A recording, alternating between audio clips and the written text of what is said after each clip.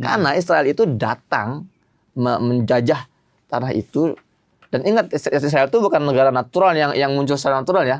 Israel ini kalau kata Profesor Dr. Abdul Fattah Uwaisi, proyek kolonisasi. Proyek kolonial strategis barat. Gitu kan. Bahkan dia menambahkan salibis, ada salibisnya sih gitu ya. Betul. Jadi Israel ini adalah tanaman yang ditanam oleh negara-negara kolonial seperti Inggris, Prancis, Jerman, Amerika, kemudian juga Spanyol dan sebagainya, Italia.